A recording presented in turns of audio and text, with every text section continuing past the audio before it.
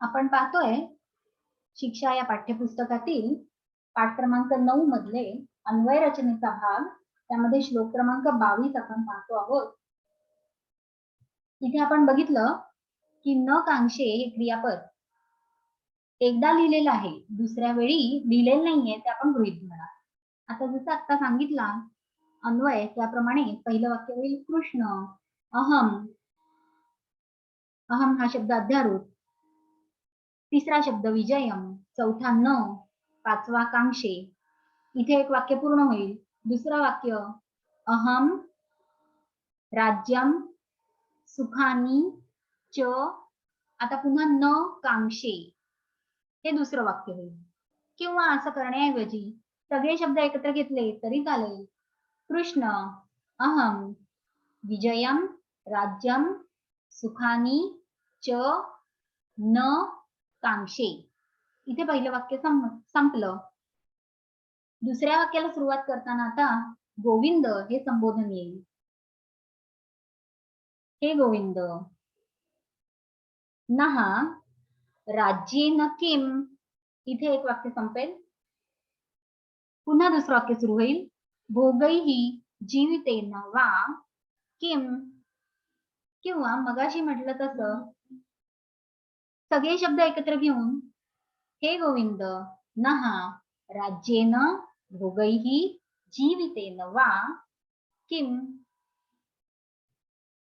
आणि मग जर कोणाला लिहायचं असलं त्यांनी म्हटल्याप्रमाणे प्रयोजनम अस्ति हे गृहीत धरलेले शब्द, अध्यारूत असलेले शब्द पुढे लिहिले कंसात तरी हरकत नाही.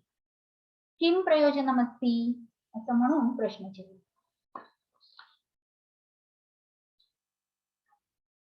आता या श्लोकामध्ये तात्पर्यामध्ये हे गोविंदा यानंतर स्वल्पविराम हवा होता. या राज्याने भोगांनी गावर अनुस्वार हवा होता.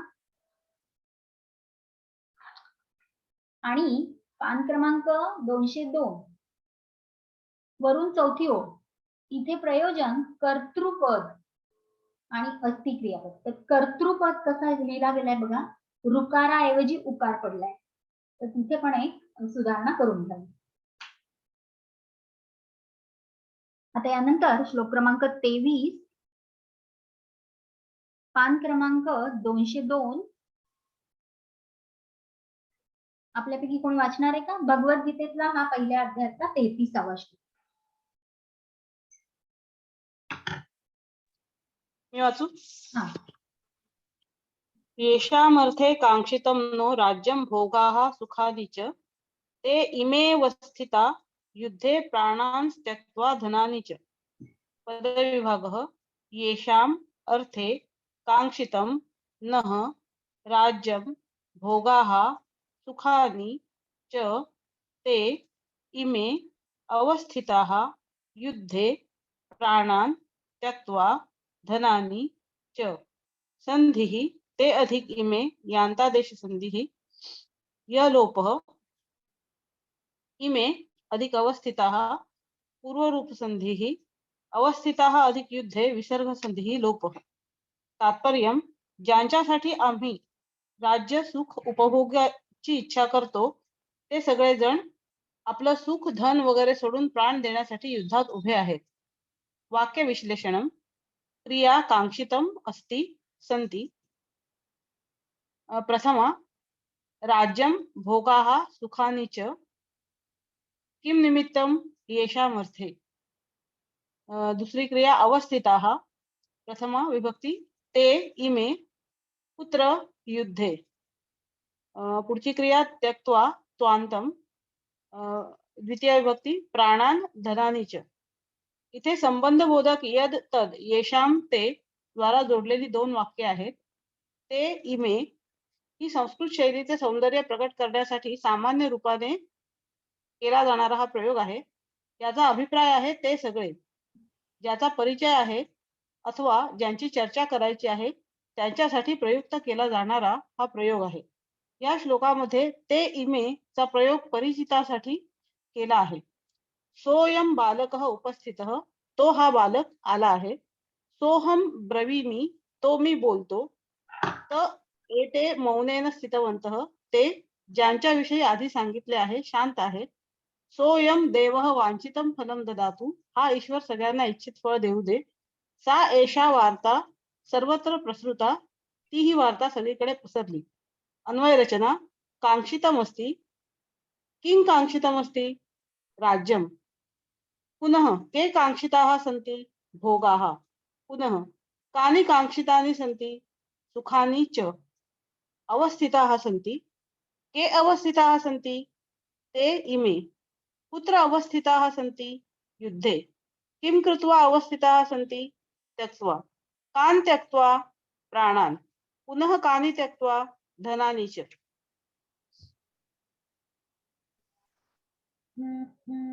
उत्तम. आता या श्लोकामध्ये प्रत्ययांतामध्ये कांक्षितम हा एक शब्द आहे, परंतु प्रथमा असलेल्या म्हणजे काय कांक्षितम ते त्याच्याशी संबंधित जे शब्द आहेत त्याच्यामध्ये राज्यम. आता राज्यम नपुंसकलिंगी आहे, कांक्षितम नपुंसकलिंगी आहे, त्यामुळे ते दोन्ही आपल्याला एकमेकांशी संबंधित जोडलेले दाखवता येतात. परंतु पुढचे शब्द प्रथमेतले आहेत. भोगाहा पुल्लिंगी प्रथमा बहुवचन, सुखानी नपुंसकलिंगी प्रथमा बहुवचन. मग आता हे शब्द जसं विशेषण आणि विशेष्य, जर कांक्षितम हे आहे प्रत्ययांत विशेषण म्हणजे त्याचं विशेष्य राज्यम हे एकच असू शकेल. मग आता भोगाहा आणि सुखानी यांच्यासाठी कांक्षितमचे म्हणजे प्रत्ययांताचे आपल्याला कांक्षिताहा भोगाहा आणि कांक्षितानी सुखानी हे शब्द आपल्याला गृहीत धरावे लागतात. मगाशच्या श्लोकात जसं आपण बघितलं की इच्छा केलेले हा शब्द त्यांना पुन्हा पुन्हा नाही वापरायचा, तसे इथे सुद्धा राज्यम भोगाहा सुखानी 3 शब्द असले तरी इच्छा केलेले हा शब्द त्यांना 3 वेळा नाही वापरायचा आणि म्हणून एकच शब्द एकाच वेळा आला कांक्षितम. आता हे कोणासाठी? येशाम अर्थे,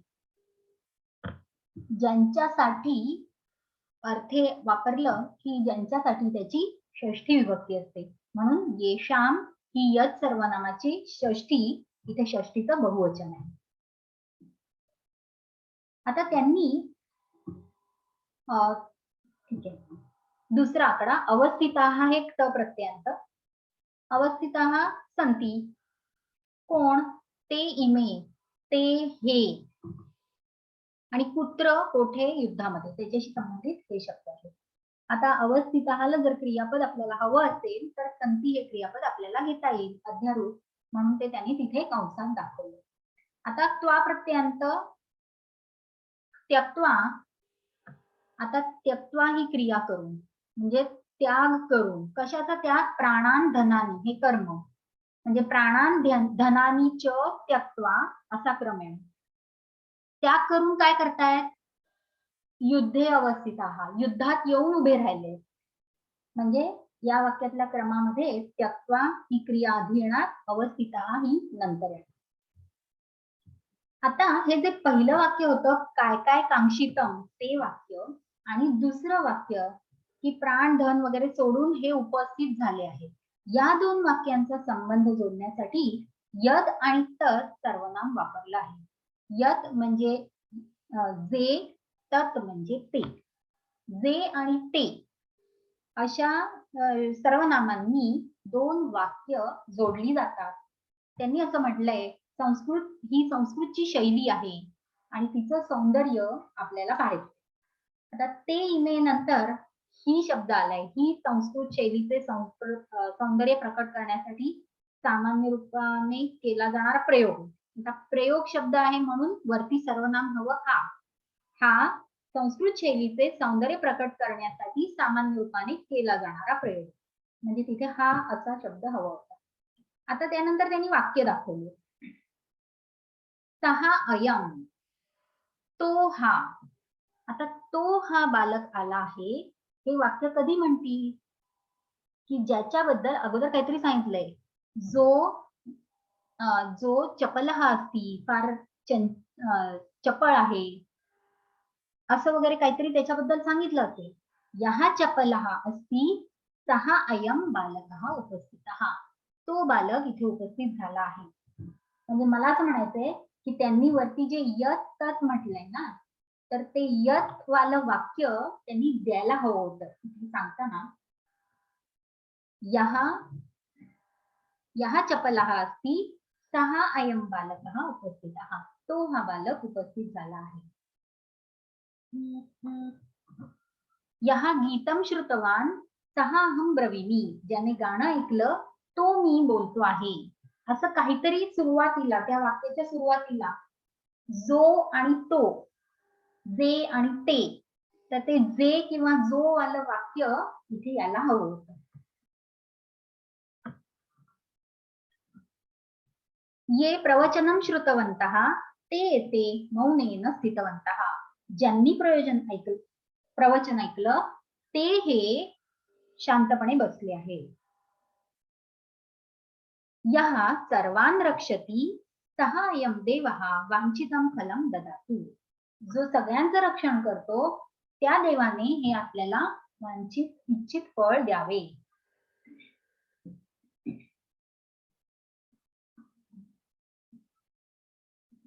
या पूर्वम न ज्ञाता सा एषा वार्ता सर्वत्र प्रसृता.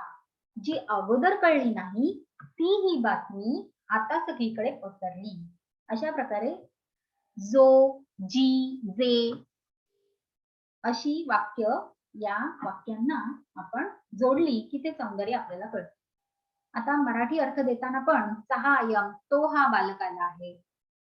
सोहम, तो मी बोलतो. ते हे, इथे हे सर्वनाम पण लिहायला हवं. ते हे.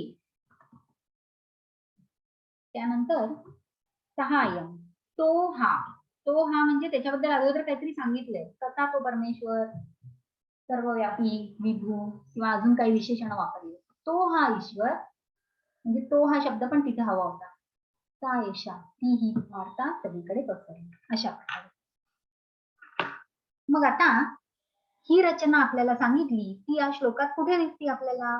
तर येशाम, ज्यांच्यासाठी हे राज्य, हे भोग, ही सुख आम्हाला हवी होती, तेच हे लोक इथे युद्धात आपले प्राण, आपलं धन सोडून इथे युद्धात उपस्थित आहे.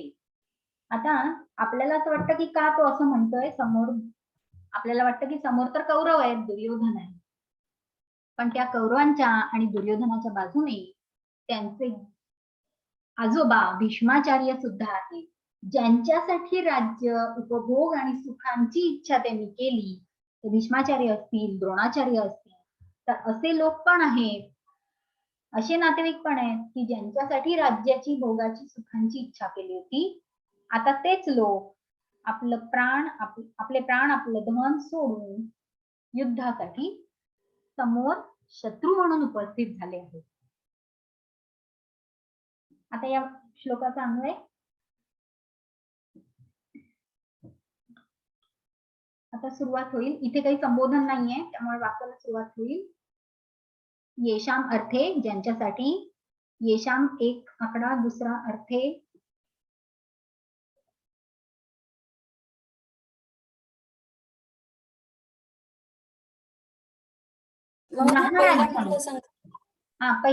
पहिला शब्द येशाम, दुसरा शब्द अर्थे. आता एक शब्दाचं एका शब्दाचा उल्लेख त्या तालिकेमध्ये आला नाही. तो शब्द आहे नहा. नहा म्हणजे आमचे, षष्ठी. आता ते दरवेळी काय करतात? नहा म्हणजे षष्ठीचा संबंध ज्याच्याशी संबंधित आहे, षष्ठीचा शब्द, तो तिथेच त्या तक्त्यात खाली छोटासा कंसात दाखवतात. तसा इथे प्रथमा म्हटली ना, राज्यम भोगा हा सुखानीच, तिथेच तो षष्ठीचा नहा शब्द यायला हवा. ज्यांच्यासाठी. येशाम पहिला शब्द, अर्थे दुसरा, नहा तिसरा, राज्यम किंवा भोगा हा सुखानी राज्यम. पहिला शब्द येशाम, दुसरा अर्थे, तिसरा नहा, चौथा भोगाहा, पाचवा सुखानी, सहावा राज्यम, सातवा च, मग कांक्षितम 8वा शब्द. आता खालच्या ओळीत 9वा शब्द ते इमे, 9वा आणि 10वा. ते इमे. आता काय काय त्यक्त्वा? प्राणान 11वा शब्द, धनानी 12वा शब्द, च 13वा शब्द, त्यक्त्वा 14वा शब्द, युद्धे 15वा शब्द, अवस्थिताः 16वा शब्द. क्रियापद. आता त्याच्यानंतर जर संधी हवा असेल तर कंसात लिहू शकतो. आता अवस्थिताः हे काही क्रियापद नाहीये, ते आहे क प्रत्ययांत. परंतु या ठिकाणी ते क्रियेचं काम करतंय, म्हणून क्रियापदाप्रमाणे आपण ते सर्वात शेवटी लिहिलं.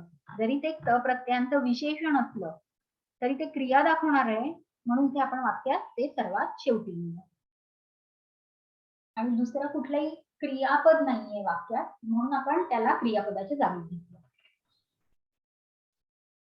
आता या मॅडम एक विचारू का?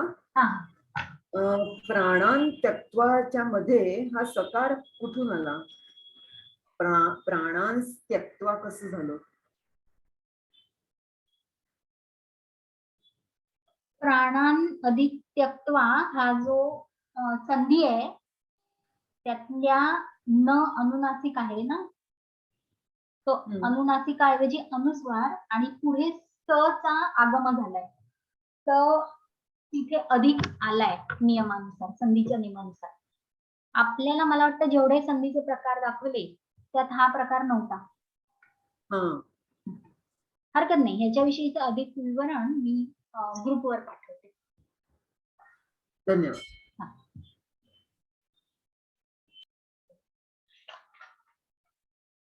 पुढचा श्लोक 24वा, पान क्रमांक 204 वर आहे. भगवद्गीतेतल्या पहिल्या अध्यायातला 35वा श्लोक. कोणी वाचणार आहे का? मी वाचते. हा. एतान् हन्तुमिच्छामि घ्नतोऽपि मधुसूदन अपि त्रैलोक्यराज्यस्य हेतोः किं नु मही कृते. पदविभागः एतान् न हन्तुम् इच्छामि घ्नतः अपि मधुसूदन अपि त्रैलोक्यराज्यस्य हेतोः किं नु मही कृते. संधि घ्नता अधिक अपि विसर्ग संधि गुण पूर्वरूप. तात्पर्य: हे मधुसूदन, जर ह्यांच्याकडून मी मारला गेलो तरी तिन्ही लोकांची राज्यासाठी यांना मारू इच्छित नाही. मग पृथ्वीच्या राज्याचा काय पाड? वाक्य विश्लेषणम. क्रिया: न हंतुम इच्छामि. संबोधनम मधुसूदन. प्रथमा घ्नतोऽपि अहम निमित्तं त्रैलोक्य राज्यस्य हेतोः. क्रिया: किं नु हन्तुम इच्छामि. निमित्तं मही कृते. इथे हेतोः चा अभिप्राय साठी. मही कृते नु किं चा अभिप्राय जेव्हा मी तिन्ही लोकांच्या राज्याच्या प्राप्तीसाठी यांना मारण्यासाठी तयार नाही, तर ह्या पृथ्वीच्या राज्यासाठी यांना मारू, अर्थात केव्हाही नाही. अन्वय रचना. न इच्छामि. कहा न इच्छामि? अहम. किम कर्तुम न इच्छामि? हन्तुम. कान हन्तुम? एतान. कीदृशः अहम घ्नतः अपि. कस्य हेतोः? त्रैलोक्य राज्यस्य हेतोः. किं नु हन्तुम इच्छामि. कस्य कृते किं नु हन्तुम इच्छामि. मही कृते. धन्यवाद. हा, उत्तम. आता या श्लोकामध्ये न हंतुम इच्छामि, तुमंत अव्यय हंतुम हे एखाद्या क्रियेचं प्रयोजन दाखवत असतं, उद्देश किंवा हेतू दाखवत असतं, म्हणून ते क्रियापदाच्या जवळ घेणार आपण. आणि नकार पण क्रियापदाच्या जवळ असतो, म्हणून न हंतुम इच्छामि अशा प्रकारे आपण क्रियापदाचा क्रम लावणार. न हंतुम इच्छामि, मारण्याची इच्छा. मी मारण्याची इच्छा करत नाही. मी हा करता इथे घ्यायला हवा, कारण उत्तम पुरुषाचं क्रियापद आहे म्हणजे एक वचनाचं आहे, म्हणजे करता अहम हाच असणार. आता या ठिकाणी श्लोकामध्ये अहम हा शब्द कुठे आलेला नाही आणि म्हणून त्यांनी तालिकेमध्ये अहम हा शब्द जो दिलाय ना त्याला आपण कंस करूया, कारण तो अध्यारूत आहे. अहम शब्द आलाय का श्लोकात? नाही आलाय. म्हणून त्या अहमला आपण कंस करूया तालिकेतल्या, म्हणजे तो गृहीत धरलाय. प्रथमा विभक्ती कर्ता अहम. आता यानंतर मधुसूदन हे संबोधन आहे ते वाक्यात सुरुवातीला लिहिणार होता आपण. किम निमित्तम त्रैलोक्य राज्याचे हेतू, त्रैलोक्य राज्याच्या कारणाने.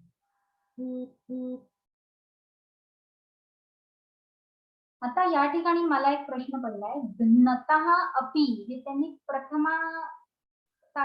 प्रथमेच्या तालिकेत कसं काय लिहिलं? भिन्नतः अपि हे द्वितीय पाहिजे. द्वितीय पाहिजे, द्वितीय बहुवचन. हन धातूचं हे शत्रू प्रत्ययांत रूप आहे. आता आपल्याला माहिती आहे शत्रू प्रत्ययांत रूपाची प्रथमा देवासारखी काही होत नाही, त्यामुळे ही काही प्रथमा नाहीये. घ्नन असा शब्द शत्रू प्रत्ययांत तयार होईल हन धातूचा, मग घ्नन प्रथमा आहे ना. हतः घ्नतः ही काही प्रथमा नाहीये, ही आहे हे आहे द्वितीयचं बहुवचन. हा म्हणजे एतान. अच्छा, तो प्रश्न पण चुकला मग. प्रश्न पण कीदृशः चुकला. अहम नाही आणि होणार. दुसरं म्हणजे याला द्वितीयची तालिकाच नाही आली. नाहीये. द्वितीयची तालिका हवी होती ना. हंतुम, एतांची हा एतान हवं होतं आणि घ्नता हवं होतं. मग आता आपण असं करू, इथे निमित्तमच्या पुढे द्वितीया असं एक असा एक स्तंभ करून घेऊया तयार. आणि न पण त्याने ते कीदृश अहम म्हणजे अहमचं विशेषण असं म्हटलंय का? घ्नतः.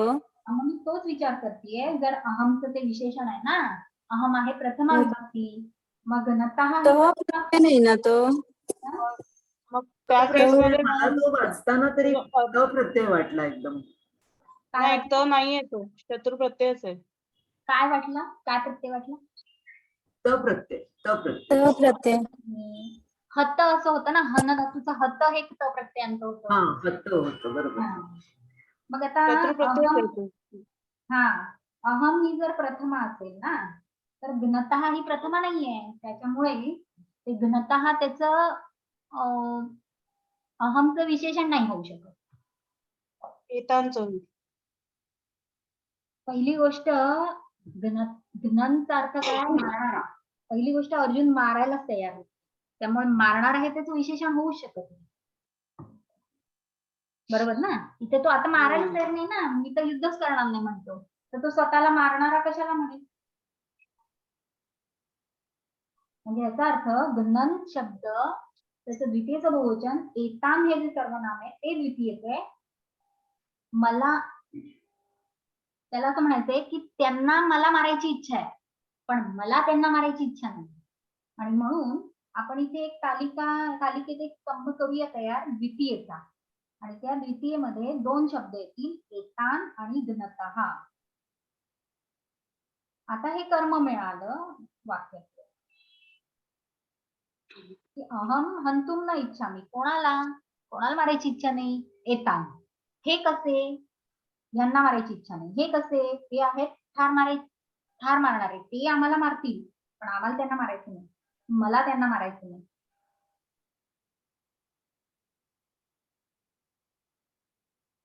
कान हंतुम एतान हा प्रश्न बरोबर आहे. त्यानंतर कीदृशान एतान असा शब्द प्रश्न हवा होता पान 205 वर. कीदृशान एतान. कीदृशः अहम सोडायचा. हा कीदृशः अहम नको, त्याऐवजी कीदृशान एतान. मग उत्तर येईल घ्नतः अपि.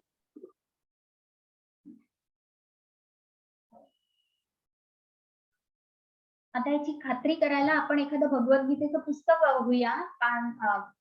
अध्याय क्रमांक 1 श्लोक क्रमांक 35. त्याचं पण तात्पर्य पण बघायला हवं, कारण त्याने दिलंय ना मारला गेलो तरी, ते घ्नत त्याला वापरून घेतलेला आहे तो अर्थ तात्पर्यामध्ये. ते पण तात्पर्य पण एकदा बघून घ्यायला हवं. हम्म. आता इथे कसं आहे बघा, हे माझ्याकडे एक भगवद्गीतेचं पुस्तक आहे, लहानसं छोटंसं, गीता प्रेस गोरखपूर, मला संस्कृत श्लोक आहे आणि मराठी अर्थ आहे. श्लोक क्रमांक 35 पहिल्या अध्यायात. हे मधुसूदना, हे मला मारण्यासाठी तयार झाले तरी किंवा त्रैलोक्याच्या राज्यासाठीही मी या सर्वांना मारू इच्छित नाही. मग पृथ्वीची काय कथा? म्हणजे हे कसे मला मारण्यास तयार झालेले. त्याचा फोटो पाठवाल मॅडम? हा, हो.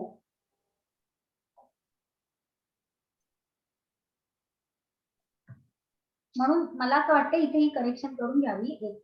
कीदृशान एतान घनतः अपि, आणि दुसरं म्हणजे तालिका करून घ्यावी. द्वितीय विभक्ती स्तंभ, तालिकेत एक स्तंभ वाढवावा आणि एतान आणि घनतः हे दोन शब्द त्या द्वितीय टाकावेत. प्रथमेच्या स्तंभातला घनतः अपि काढून टाकावा आणि तात्पर्यामध्ये जर ह्यांच्याकडून मी मारला गेलो तरी, आता जरी तरी हवं होतं, जर आणि तरी बरोबर नाही वाटत. जरी ह्यांच्याकडून मी मारला गेलो तरी, आता ह्यांच्याकडून या तृतीयेसाठी आपल्याला शब्द नाहीये श्लोकामध्ये.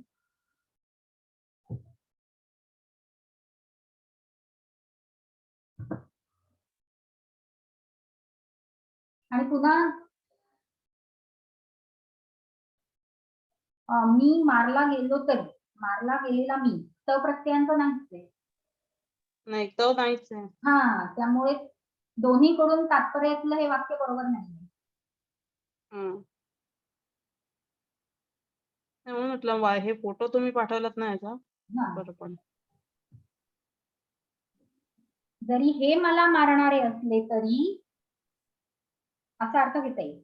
जरी हे मला मारणारे असले तरी आणि तिन्ही लोकांचं राज्य मिळणार असलं तरी मी यांना मारू इच्छित नाही.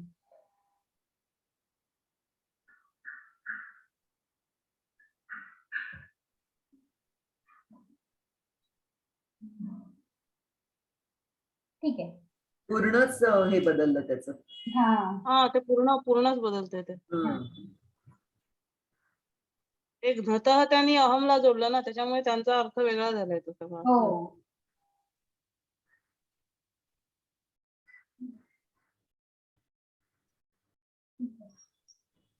आणि मग आता क्रम आपण कसा लावणार? हे मधुसूदना, संबोधन अगोदर, संबोधन दिलं, संबोधन मधुसूदन अगोदर, मधुसूदन हा शब्द पहिला, अहम हा कर्ता अध्यारूढ, घनतः अपि एतान, दुसरा शब्द घनतः, तिसरा शब्द अपि, चौथा शब्द एतान, पाचवा शब्द, एक मिनिट, अहम घ्नतः अपि एतान. आता पाचवा शब्द न हंतुम इच्छामी, पाचवा शब्द न, सहावा शब्द हंतुम, सातवा शब्द इच्छामी. आणि हंतुम मध्ये हंतुम न इच्छामी असं केलं तरी चालतं, न हंतुम इच्छामी पण बरोबर आहे. पाचवा, सहावा, सातवा, 7 शब्द झाले. आता 8वा,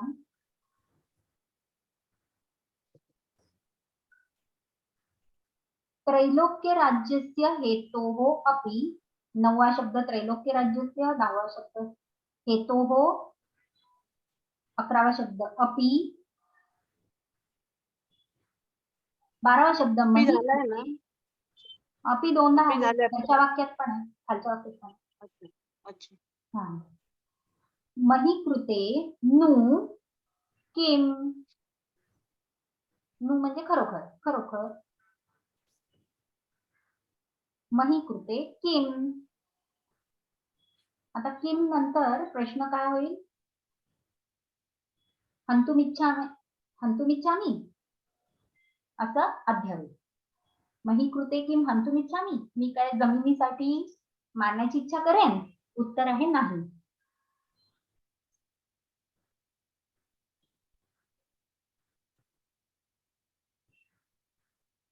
मॅडम मला एक विचारायचं असं आहे की हा. आपण त्रैलोक्य राज्यस्य हेतोः अपि न हंतुम इच्छामि असं आधी त्याला घ्यायला हवं ना. चालेल ना, हरकत नाही. म्हणजे आपण जे म्हटलं इथे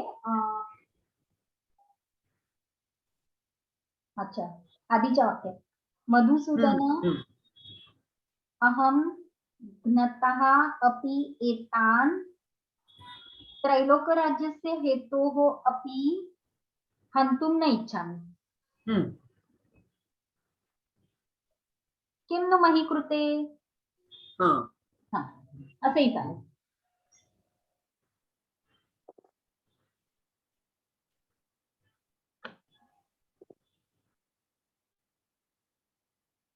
यात आणखी कोणाला काही शंका विचारायचे?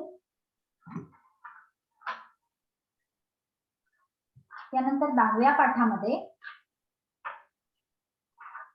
पान क्रमांक 224 6वा विभाग अन्वय रचना, श्लोक क्रमांक 25 भगवद्गीतेतला श्लोक 37, पहिल्या अध्यायातला 37वा श्लोक. कोणी वाचणार आहेत का?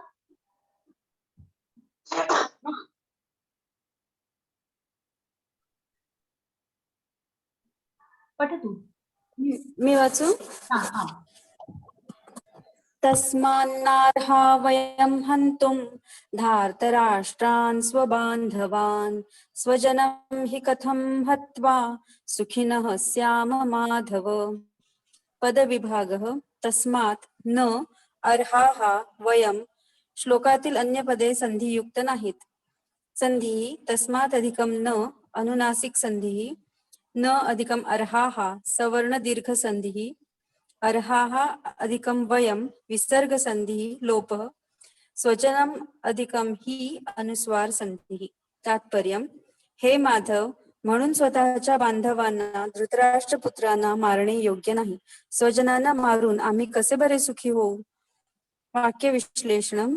क्रिया न अर्हाः भवामः हंतुम तुमुनंतम. संबोधन नाही. प्रथमा वयम, द्वितीया धार्तराष्ट्रान् स्वबांधवान्, पंचमी तस्मात्,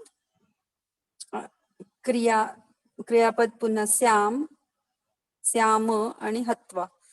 संबोधन माधव, प्रथमा वयम अध्यारुतम सुखिनः, द्वितीया स्वजनम आणि अव्ययम कथम. अन्वय रचना. अर्हाः न भवामः. के अर्हाः न भवामः? वयम. किं कर्तुम् अर्हाः न? हन्तुं. कान् हन्तुं? धार्तराष्ट्रान्. कीदृशान् धार्तराष्ट्रान्? स्वबान्धवान्. कस्मात् अर्हाः न? तस्मात्. कथं स्यामः? स्याम. के हे क्रियापद मला वाटतं. के कथं स्याम? वयम. कीदृशः कथं स्याम? सुखिनः. किं कृत्वा कथं स्याम? हत्वा. कं हत्वा? स्वजनं हि.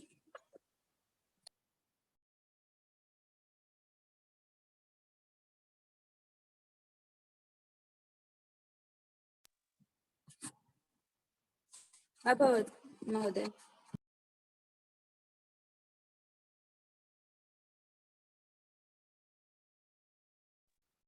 हा, उत्तम.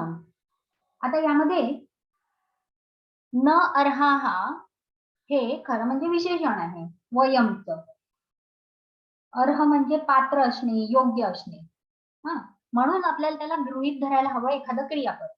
आता वयम हा करता आहे म्हणजे त्याला भवामः हे क्रियापद किंवा असं धातूचं हवे असेल तर महा हे क्रियापद तिथे घ्यायला हवं, म्हणून ते आपल्याला कंसात लिहून.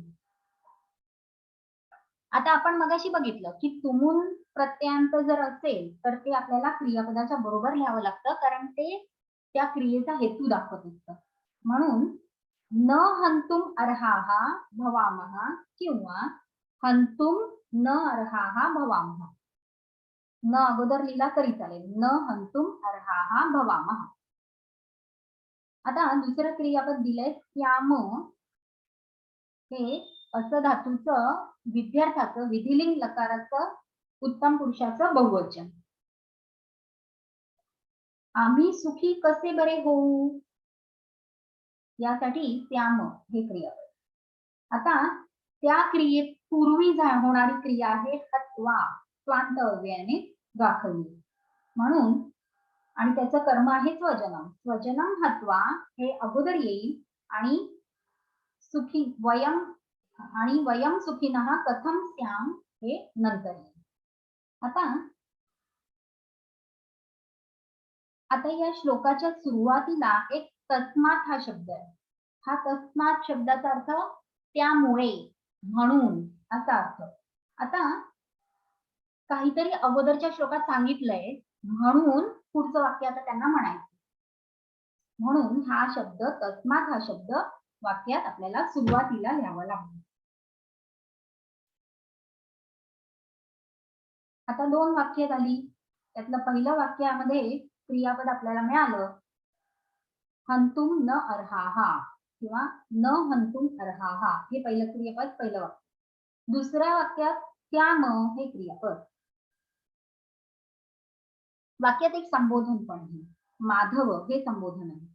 आता एक तर या दोन्ही वाक्यांच्याही सुरुवातीला ते संबोधन टाका किंवा पहिलं वाक्य लिहून घ्या आणि मग दुसऱ्या वाक्याच्या सुरुवातीला ते संबोधन टाका, तसंही चालेल. सोपं असं पडेल की सगळ्यात सुरुवातीला माधव तस्मात वयम स्वबांधवान धार्तराष्ट्रान हंतुम न अर्हाहा स्वजनम हत्वा कथम सुखिनः त्याम प्रश्नचिन्ह. अशा प्रकारे या श्लोकाचा आपल्याला क्रम लावता येईल.